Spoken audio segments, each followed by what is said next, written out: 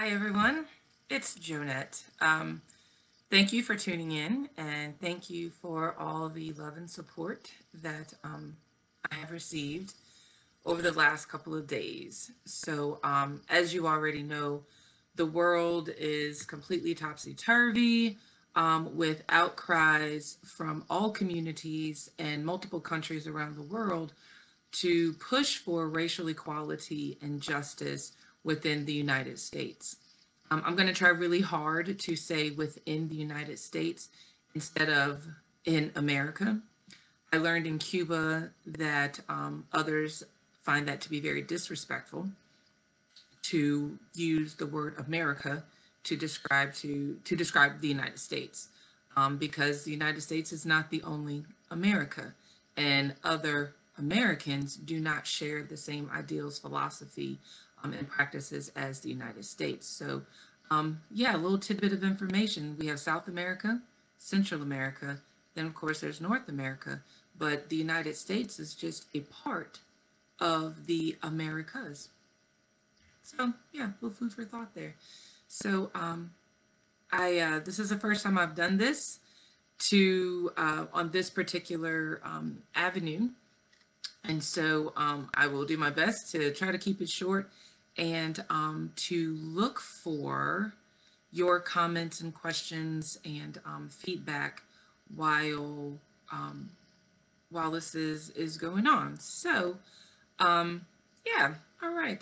So I just wanted to talk a little bit this particular broadcast and this particular opening conversation about hair. Hair is a very important thing in the Black community, especially amongst Black women. It is a point of, I don't know, just don't touch a Black woman's hair. But I want to talk about Carroll County because I've been here for 5 years and I absolutely love being in Carroll County. I've lived in Richmond. I went to school in VCU. I grew up in Zuni, Virginia, and I worked in Norfolk. I've worked in Portsmouth. I've worked in the county of Smithfield, and now I'm out here in Southwest Virginia, Carroll County. And a lot of my Black friends and family could not understand why I chose to make that move from such a racially and culturally diverse area to somewhere like Carroll County, where diversity is very minimal. And the African American community is extremely small within Carroll County. I'm not including Galax in this, I'm just talking about Carroll County. But even in the city of Galax, there's still very limited exposure to things because of the very small bubble that surrounds this particular area. I found that fascinating. I was a little afraid to move here simply because of that demographic. Zuni in Olive White County, when I grew up, was extremely racist. It was very ugly, very in your face, riding bicycles up and down the road. I remember times of having to jump the ditch to get on the other side of the road to avoid being hit by white people driving cars and trucks who purposely would try to hit us while we were riding our bicycles on the road. I was told in my high school honors English class to go back to Africa, and the teacher never said a word. Of course, she was a white woman. I've always been confronted with racism and race, which is why I wanted to leave. I wanted to leave home as fast as I could, and I found happiness in Richmond and at VCU. So moving out to Carroll County, I understood that, but I did not find that here in Carroll County. I did not find that upfront, in your face, blatant, open racism. Even though the demographic of Black and minorities were very small, which was incredibly fascinating to me, my mom, and my son, who came here before accepting this job position. However, that's not to say that racism does not exist here, because it does. And I'm sure that there are plenty of closet racists here. And those are those that hide it, in private circles and at home. But when they're out in the street, they give the perception that they are open and friendly and engaging and, in matters of race and diversity. So, with that being said, turn on the little extra light there. This is how I first experienced what I call innocent racism. And that innocence really just comes from a lack of knowledge and a lack of exposure to the Black community. So, I can't remember what year it was because I moved here in 2015, the fall of 2015. So it was either 2016 or 2017. I can't remember. I was invited and asked to read as a part of Read Across America Week during the Dr. Seuss thing. And so I was reading to a kindergarten class. I'll never forget it because it was so sweet. Hey, thanks for joining, Carrie. But it was so sweet. I was reading a Dr. Seuss book to this kindergarten class. And, I'm the only Black person I see on a daily basis here in Carroll County. So you got to understand that. And I have never been made to feel like I was anything other than a beautiful human being. And so it doesn't bother me. I don't think a lot of people could handle it. I think that I am the perfect person for this particular situation and to help with the understanding of innocent racism. And I know there's plenty of people that want to dispute that and argue about how can racism be innocent, but I'm going to explain. I'm reading this Dr. Seuss book in this kindergarten classroom. And, I'm excited because I have a theater background. So when you read to children, I believe that you should make reading come alive and the story should come alive and jump off the page. And so, I've made it interactive. The kids are mooing, because it was a book about animals and, they're cock-a-doodle-dooing and they're quacking like ducks. And, it was really fun. And, at the end, I read to the kindergarten class and then I had to go read to a 4th grade class. And at the very end, I was talking to the kids and I was thanking them for having me and inviting me in. And, my job is what brought me here. And so at the very end, I'm sitting in the chair and these cute little kids are sitting on the carpet in the classroom. And, and this cute, just chubby cheek face, adorable little girl comes up to me and she's looking at me with absolute wonder and amazement. And I'm like, oh yeah, she really enjoyed the story, yay. And she looks at me and she's just wide-eyed and she's just like, your skin is brown. And she looked so confused. And I smiled and she said it again. And she's like, your skin is brown. And she looks at her arm and she's like, my skin is white. It kind of like, why is your skin brown? And, I'm giggling to myself and I'm smiling at her because in that moment, I realized this was probably as close as she had ever been to a Black woman. Enough to realize it's not makeup, it's not a costume. This is your actual skin. It is brown. And she just could not understand this. And I was ready to engage her in conversation. And when the teacher completely stood up and you could see horror, I swear it was in slow motion the way it happened. But, that's just my theatrical take on it. But the teacher stood up and was like, no. We don't say things like that. We don't do. And, the teacher was so concerned that the little girl had offended me and had done something wrong. And she hadn't. The little girl didn't do anything wrong. And the little girl she had not offended me. So I told the teacher, I was like, no, it's okay. This is fine. And I explained to the little girl, yes, you're absolutely correct. My skin is brown and your skin is white. And there are lots of different people in the world who have lots of different skin tones, and that's okay. And so the teacher was really quickly, trying to bring the class together to switch gears and change up things. And in a way, it made me sad because that was a perfect opportunity to teach, to engage this little girl in Black culture, in, Black history. and just her curiosity. I don't want her to feel like asking those questions or making those observations known is bad, because it's not. They really have not been exposed and don't see every day, Black people, Black culture, especially not up front. And when will they ever have an opportunity to engage openly in conversation about diversity or about differences? So this little girl's approach was very innocent. And, and the teacher's response was also very innocent. It was not done with malice. And it wasn't, I don't even consider it to be racist. It wasn't. It was just a lack of exposure. It was very innocent. And so not long after that, I'm going to call her out. And I hope she doesn't get offended. But Lucy Nottingham is one. I have lots of favorites here, and my teachers here are phenomenal in Carroll County.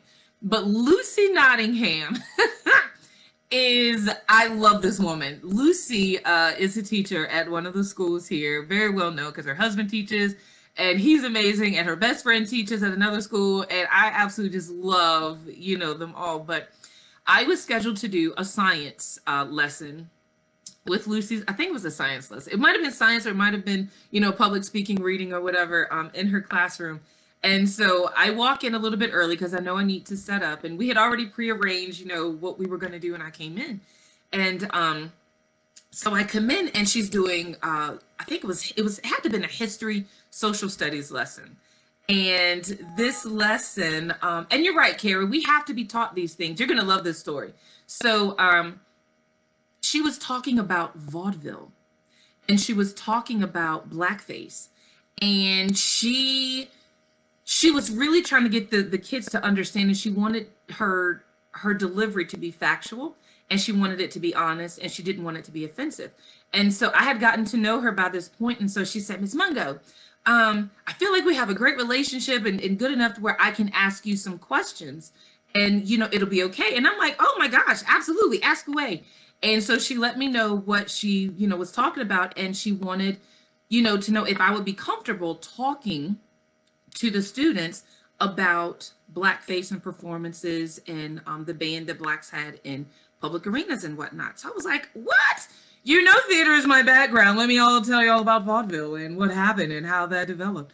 And so I was like, absolutely. And so she allowed me to teach this class. And this is a lesson I had taught to high school students before. So, I was a theater teacher, and theater is my background. That's what I went to VCU for, theater education. It's a lot of stuff going on there. It was English, it was speech communications, and it was theatrical. It was theater education. So it was all three of these majors rolled up into one. It was intense. But through inviting me in to talk to her class of all white students about vaudeville, about blackface, about the racial discrimination, towards Black skin, Black hair, Black features, and the kids listened, and they engaged in dialogue with each other and questions. And then they began to express, that's not right, that's not fair. And my mom taught me that you don't judge a person by their skin. And but then there were other students who said, I don't agree with my dad, or I don't agree with my uncle. And, they say things like this at home and like that at home, but I don't agree with that. And it was liberating for these students to be able to express these things, to hear these things, spoken in an educational setting, that there was no fear, there was no tension. They were just able to listen, to learn, and we were able to share experiences and to share information. And I cannot begin to tell you how many kids come up and hug me and on a regular basis, and I love it, as long as it's not cold and flu season, because I'm a germaphobe. And so they've learned to appreciate and respect my boundaries because they know I'm a germaphobe. And all it did was to take a conversation, some dialogue, and it was great. So, okay, so this is supposed to be about hair. So let me get to the hair story. So these are things that have occurred within the first 2 years of me moving and relocating to Carroll County. And I'm only going to talk about these few today and the hair. So I changed my hair a lot. So, I have since cut my hair, and I've colored my hair differently. And I have had crochet, Senegalese twists, crochet, two-string twists. I have had Jamaican twists. I have had box braids. I have had faux locks that were like blue and faux locks that were, you know, purple. And then I cut it off and I wear it curly. I wear it puffy. I wear it straight, you know, all these things. And so the first time that I did the crochet, was crochet braids. It was Senegalese twist. So I had like probably 180 of these Senegalese twists in my hair. And I walked down the hallways of the school and the kids were walking down the hallway in a straight line, like, you know, their teachers make them do. And I was in the elementary school and it must have been like first or second grade students. And I was walking down the hallway, you know, and the kids were looking at me wide-eyed like, wow. You know, and this one little kid goes, actually it was a little girl. She looks at me and she goes, I have never seen anyone with so many braids in their hair before. And as soon as she said that, like 2 kids ran out of the line, came right up to me and started touching my braids. And they were just touching my hair. And I'm like, okay, you guys need to go get back in line now. Okay, thank you. Yeah, all right, bye-bye. And they had no idea. They had no idea what they had done. They were just fascinated and amazed. I didn't snap at them. I kindly, you know, was like, okay, I need y'all to stop touching me and go get back in line like your teacher instructed you to do. And they were still just, you know, the ones who were not brave enough to come up and run and touch my hair, you know, they were just still looking like, wow. You know, and I have been asked by so many adults, how long did that take? You know, and they're like, can I touch it? Yeah, and they're like, how is this in there? Is this all your hair? You know, and I'm like, they are extensions. Yes, my hair is in there, you know, and it took me 6 to 8 hours to do it myself. Why? Because there's no black hairdresser here. Yeah, there's only one that I know of in Galax, and getting her on the phone is very difficult, but she has done my hair before and she's great. There's only one. So there's not a lot of people here who know how to do black people's hair. So when I come in with these different styles and, you know, it is slayed and is so intricate and interesting looking, it is a talking point. However, white people don't touch a black woman's hair, please. It is very rude. It is extremely rude and it is very offensive. So, you know, I need to tell you that and let you know that because, you know, whereas I will not react violently and I am not going to react, you know, undignified about it. I will be stern if you just reach out and start touching my hair or just, you know, I don't, that's my personal space for black people in general. It is a personal space. When I had the faux locks, and there's another coworker that I have that also have locks. And, you know, hair is a very important thing in Black culture. And this is where I need you to understand why it is such a delicate thing. Because my texture is the bomb. It is amazing and I love it because I can go from kinky to straight, you know, with the flat iron and it'll last that way without having any chemical in my hair. And the only chemical I have in my hair right now is color. But you have to understand where it comes from. Why is it such a big deal? And that really is something that was embedded during slavery. So you do have to understand the history. And I am going to include some links on the video to some of these things because I know it's not well known. And I know the curiosity is innocent. It's absolutely innocent. But there are social standards and constructs behind touching someone's hair, especially if you don't have their permission or if you have not been invited to do so. So if you've ever been pregnant and you've ever given birth or just been pregnant in general, you know, your stomach gets fairly large and, you know, in that process, how would you feel if just random people came up and just started touching and rubbing your belly? I didn't like it when I was pregnant, but, you know, giving birth to my son. I didn't like random people just coming up, touching my stomach. We're taught you don't go up to a strange dog and just bend down and just start petting the dog without first asking the owner permission because You don't know that dog. That dog doesn't know you. That dog might perceive you as a threat. So you just don't do these things. Well, you need to take that same mentality towards touching a person's hair, whether it's a black woman or a black man, because it's our personal space, it's our personal body. It's no different than somebody randomly coming up touching a pregnant belly. You know, it's rude and it's offensive. So, but where does this all come from? Our pride in our hair. Um, During the slave trade, when slaves were being taken from Africa, their hair is elaborate. It's done up in elaborate braids, elaborate twists. You know, there's some African tribal cultures that still will take colors of clay and weave it into their hair to sculpt these fantastic styles, and put beads and jewelry and things in their hair to adorn themselves. And hair adornment, just like we wear makeup and things and whatnot, even now, was a way of indicating status and position within the tribe and within that community and within that culture. And so when those slaves were taken, during the Middle Passage and during, you know, the slave trade and brought to America, it was a novelty.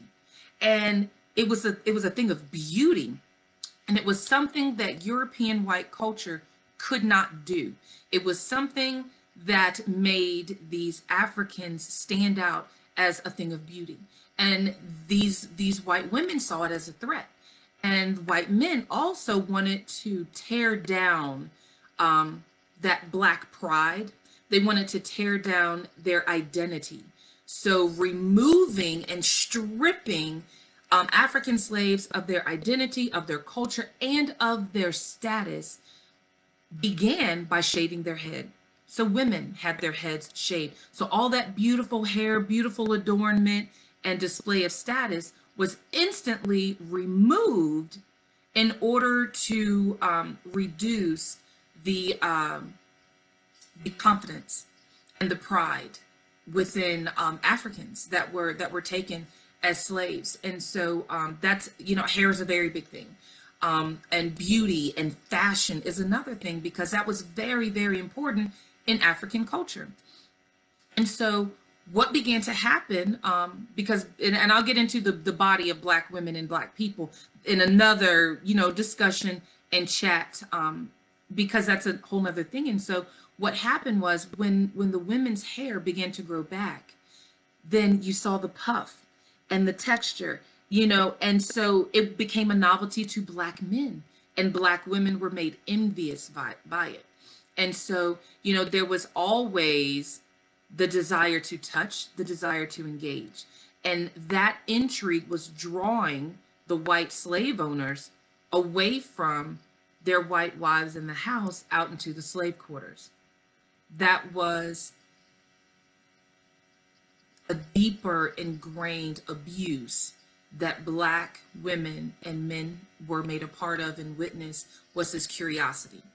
And so to discourage the white husbands from going out in this curious manner, you know, and wanting to be with, to touch Black women, they made Black women wrap their hair. So now they had to completely hide their hair so that it would not lure white men to them. And so because the shape Black features, these African features, African hair, African bodies were so voluptuous, and white European women were not, they did not have these features.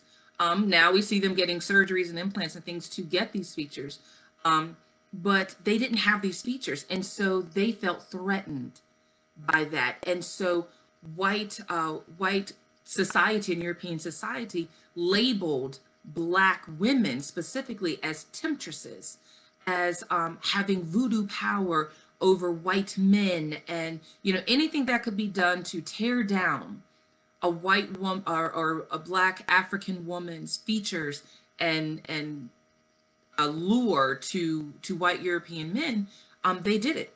And so shaving our heads, and then of course when the hair grew back, Africans, who were slaves, they didn't have the materials and the substances that they had in Africa to care for their hair, the shea butters, the cocoa butters, and these things, the oils and things that they use to care for their hair to make it beautiful. And so they began to do braid styles. And, they used sheep combs, like was used for sheep wool. They started to use those to comb the hair. Well, that's like a pick. That's like, I don't have one in here with me now, but it's like a pick. And, but white women to reduce that allure, they made them cover their hair. So Africans began wrapping their hair in these beautiful head wraps and these beautiful styles and when they could get their hands on different fabrics and things. And there's a whole movement. And there's a huge study. The Smithsonian has traced this down and done this, and several things are websites, and I'll put those links in there you can find about just the history of making African American hair something to be ashamed of. And that's what in essence happened. Blacks saw it as torture, that it was something that wasn't good. To have your African hair and your African features and whatnot made you a receiver of torment. And so because of the bodies and whatnot, they also would display Black women naked, stripped completely down in public places, which would create more frequent instances of them being raped and of them being attacked by white men sexually. And so to have Black features became very, very, very, it was less desirable. It was something you didn't want to have, large round hips, because you got too much attention from white men who were going to rape you. You didn't want to have your African hair because it also drew attention. White men would rape you. And so, it became more ideal to have white features or to subscribe to the white European ideology of what beauty is. So then we get into the straightening of the hair. Now I'm not seen as a threat.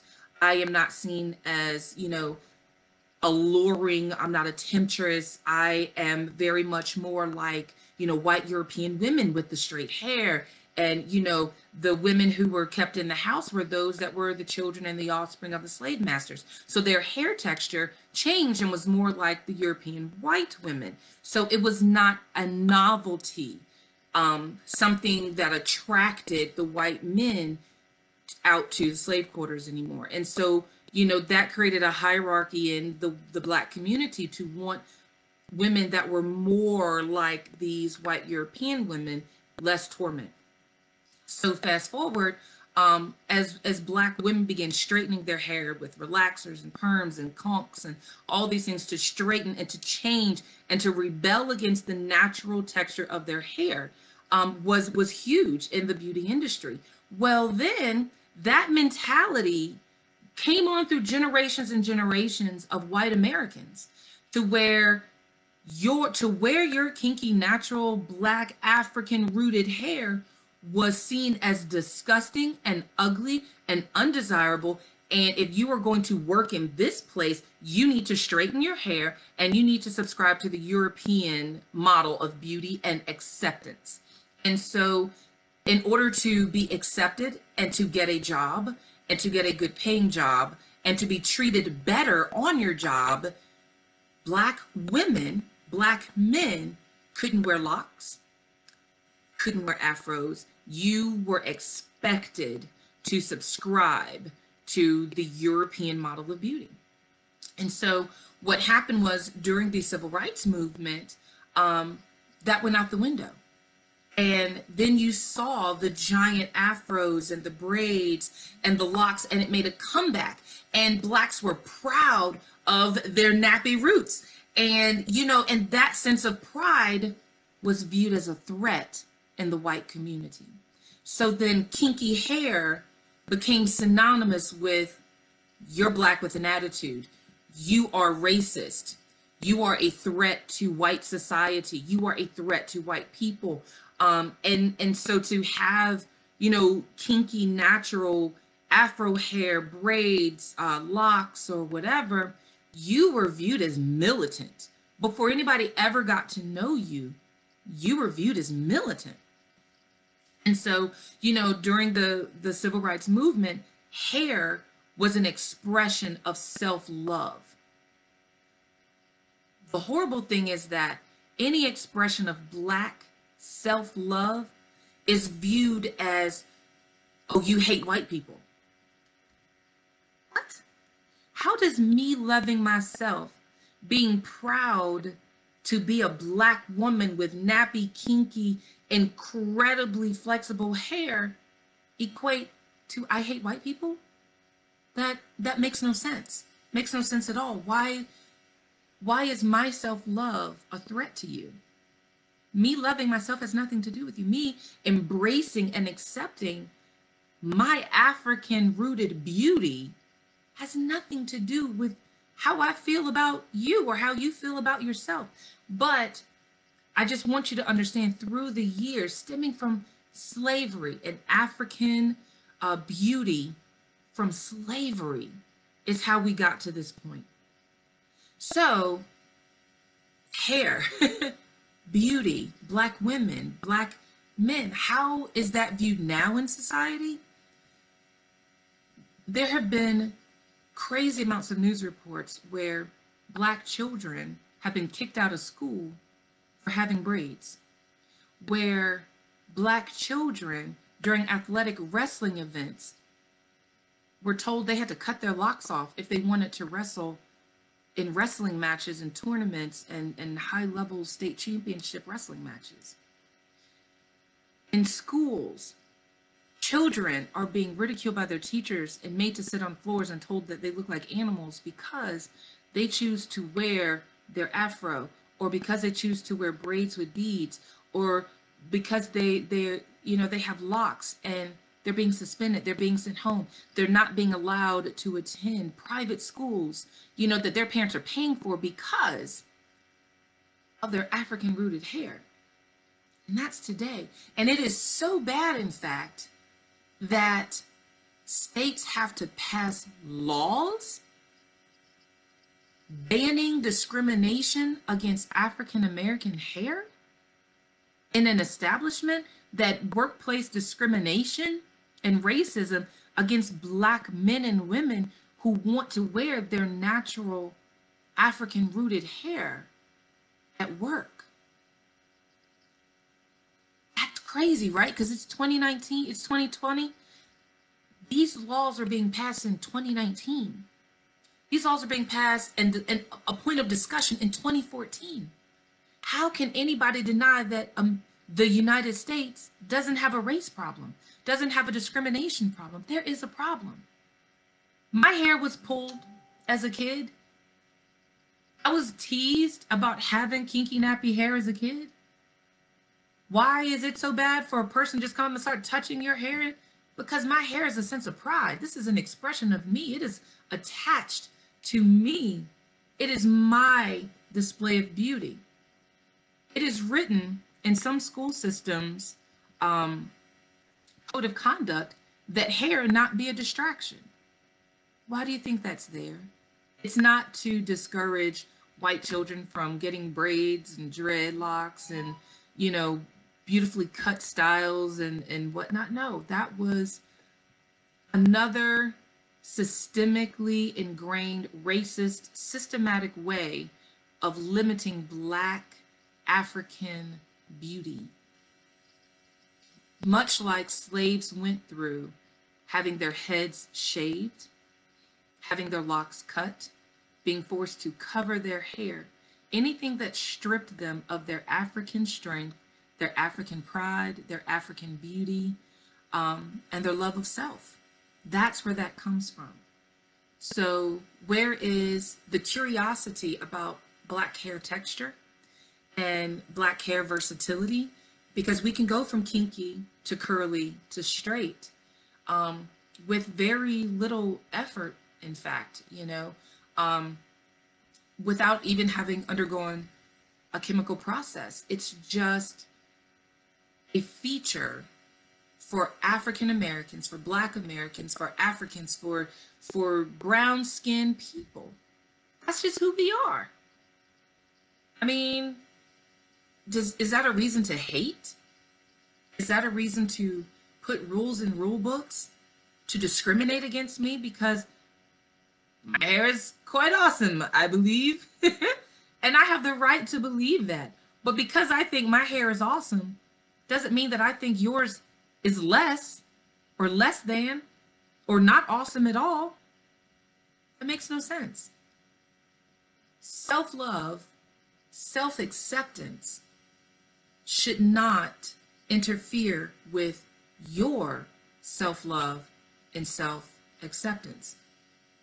So when we see news reports and court cases even of, because there is one out there where a little girl, cute little girl, her dad, got her hair braided up and she hated her teacher. And her dad, she would come home and tell her dad stories about how her white teacher would pull her hair and yank her by her hair throughout the school day. And she was being tortured. And her dad didn't believe her at first. But then the little girl's behavior started to change. And so he hid a camera in her hair and caught this teacher pulling her hair and bullying her and just terrorizing her through her hair. And it ended up in court. And of course, the little girl won. But why is that happening in 2020? Do we not see? Is it that hard to see that racial discrimination, even biases towards African hair, is a problem for the white community or the non-Black community? That makes no sense. Why do we have to create laws? Laws, people. You have to write a state law in 2020 and 2019 to ban discrimination on Black people wearing their natural hair? What? It makes no sense. These are the racial injustices, discriminations, and things that we're crying out for. Hey, enough is enough. Diversity is beautiful. It's beautiful. I'm not white. I'm not of white European descent. I'm of African descent. Why should I be forced into subscribing to the white European beauty? I don't know. But you also have to think about Native Americans, because the same thing went for Native Americans.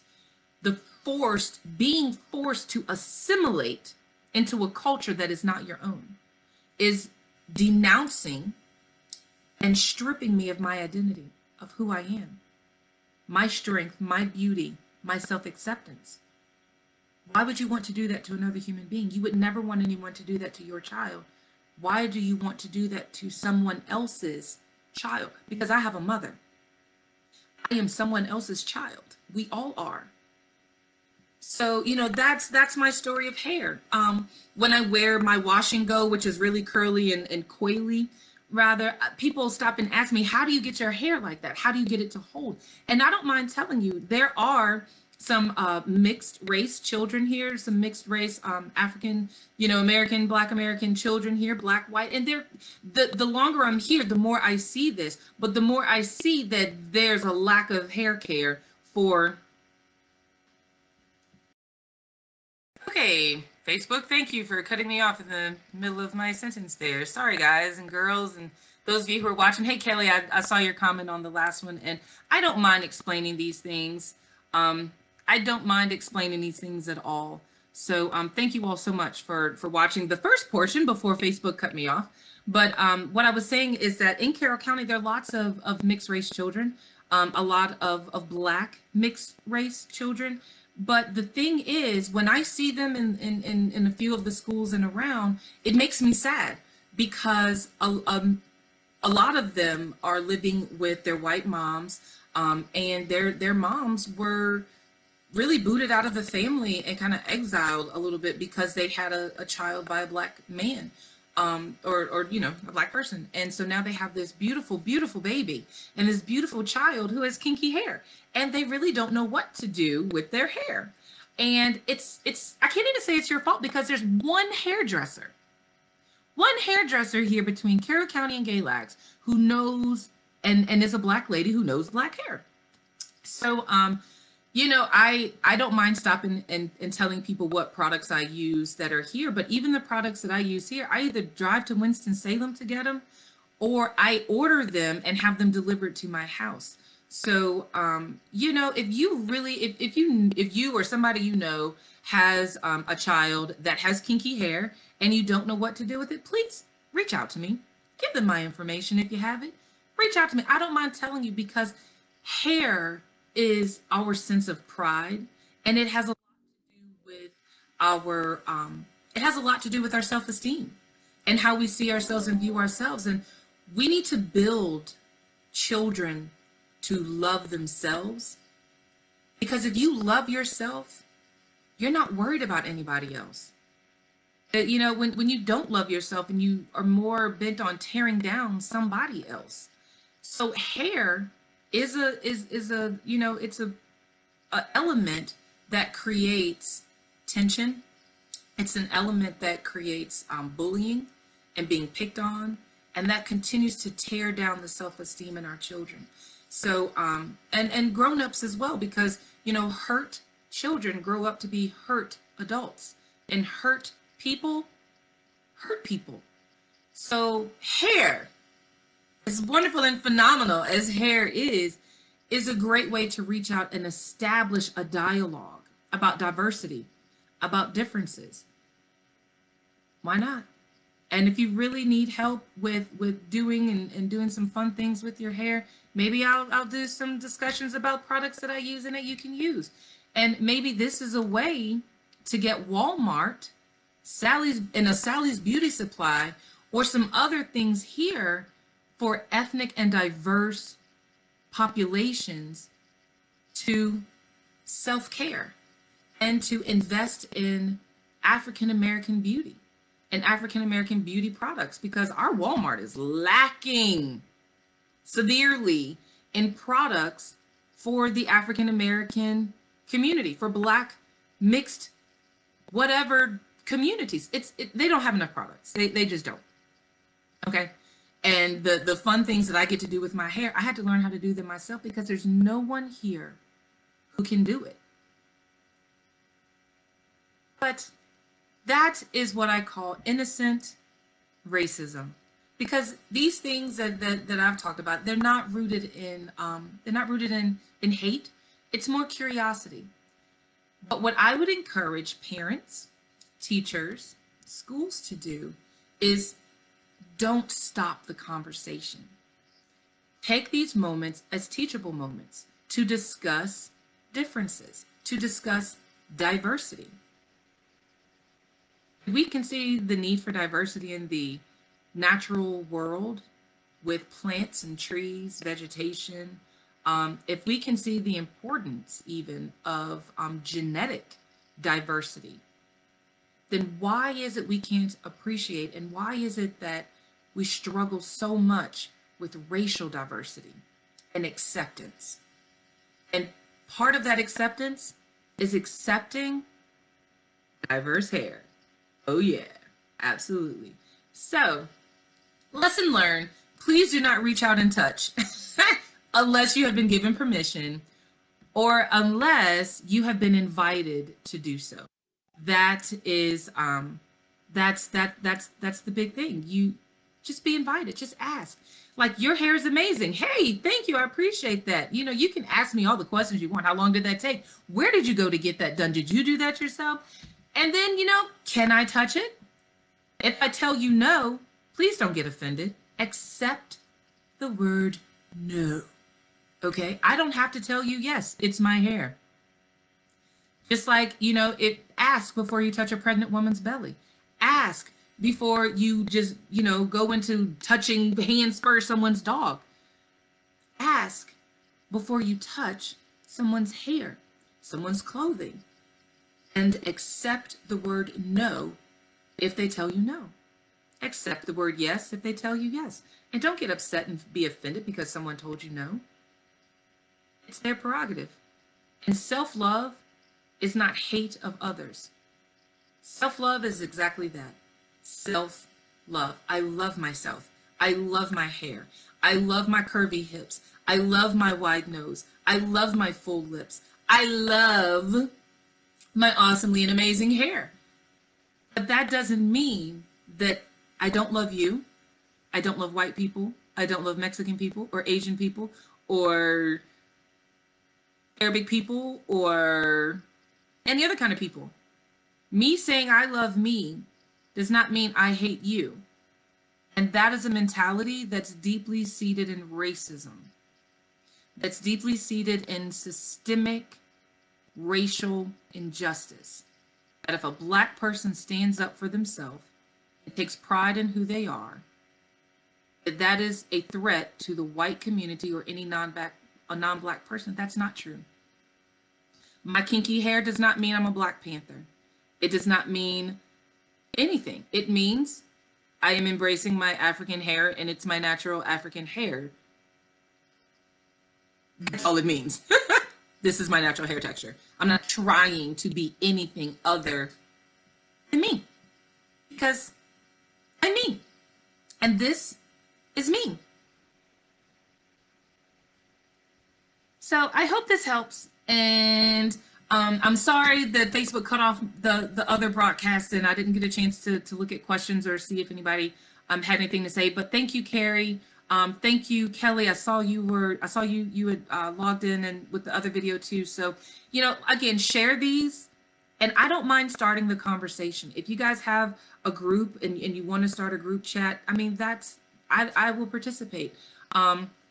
I am part of the Diversity and Inclusion Fellows with Virginia Tech through the College of Ag and Life Sciences with Virginia Cooperative Extension as well for Southwest Virginia. So, you know, I've gone through the training and whatnot to have open discussions like this. And I think maybe we need to do more of that on a public forum. We've been doing a lot of that with Extension because there's a lot of deeply seated racist things within Extension, as is with most workplaces.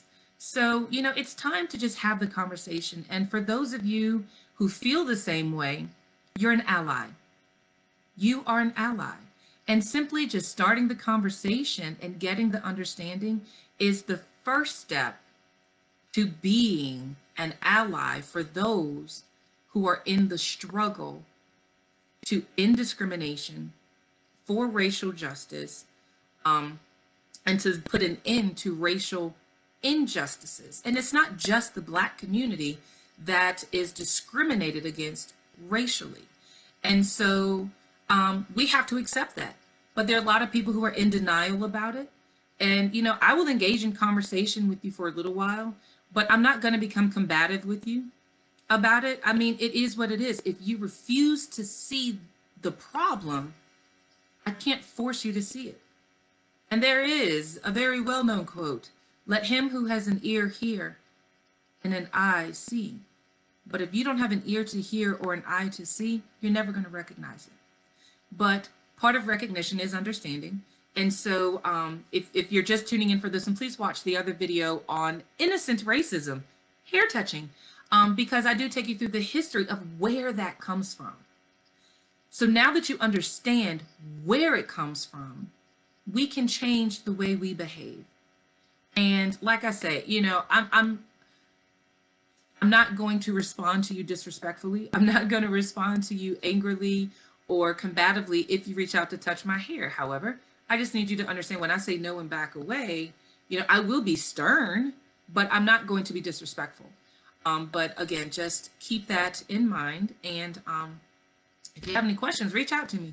If you have a group and you have a group of your close-knit friends that want to engage further in this discussion, reach out to me. I will be more than happy to talk, discuss, and to engage you more in how you can be an ally. If you hear people making comments, negative racial comments about a Black person's hair, or anyone who is connected to African descent and African heritage and roots and whatnot, if you hear discriminating comments and degrading comments, say, hey, we're not going to do that. There's nothing wrong with them. That's the first step to being an ally. Stopping it when you see it. Speaking up against it when you're confronted with it. And that may be a family member, a spouse, a friend. But letting them know that's not appropriate. That's the first step to being an ally. Exercising your right to speak up against discrimination, off-color jokes, racial comments that don't promote love and acceptance of diversity. We are a diverse world, and we have to make it okay. And we have to make it acceptable for those corners of the world where it's not acceptable. And if you didn't know these things about Black hair and where it came from and why you don't just reach out and touch, now you know. And if a child is curious, don't stop their curiosity. Explain it. And if you don't know how to explain it, ask the person to explain it. You know, because we will, if you just give us an opportunity.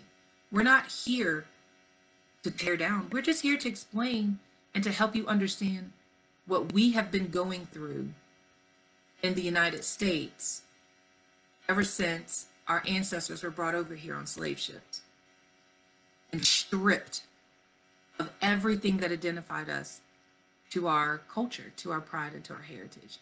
And that's not an act of violence because we want to be accepted. All right.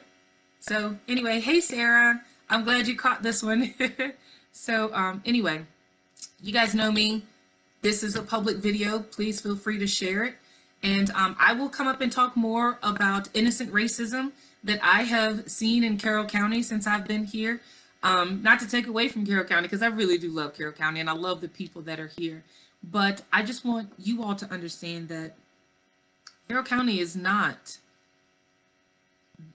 it has racism. Racism is here. And I've heard people say, we don't have that here. We don't feel that way here. Oh, yeah, you do. You do. But it's a different kind. It's very innocent, and it's innocent in the fact that it is stemmed in the lack of exposure to diversity because it's just not here. So while the world is raising the alarm to what's going on, I find it important for my Carroll County people to recognize it, to see it, and to do a self-examination. You know, am I doing this? Have I ever done that? Oh my gosh, I have. You know, it doesn't make you a bad person. You really didn't know. But, you know, now that you know, when you know better, you can do better. And you can talk to other people and share and help them to understand that too, because Carroll County is becoming more and more diverse. And so we have to know what that means so that way we do not offend and we do not become a part of the bigger problem. So knowledge is power. And, you know, raise your voice, your voting voice, your physical voice, through actions and deeds, and just through love, because that's, love conquers all. But love has to be pure and undefiled, and it cannot be perverted. So just remember that. I love you all. I love people. I love children. I love adults. I love talking, in case you couldn't tell. But, you know, this is a non-threatening way to engage you in discussion and in thought. So, you know, reach out. We'll talk more. And you guys have a wonderful, fabulous day. It looks like it's going to be another really beautiful day. Hey to my ladies that went to the river with me yesterday, or you invited me to the river with you, and I really needed that. So I'll put some links attached to the videos so you can check out more on just the history of African Americans, Black Americans, and of Africans and African descent people in America, and how our hair and our Black features were used as weapons against us. So you have the knowledge and the understanding, so that way you can behave differently. All right. So I will see you all next time. And hey, I'll see you around Carroll County too. So hello. Okay. Y'all have a good day. Bye.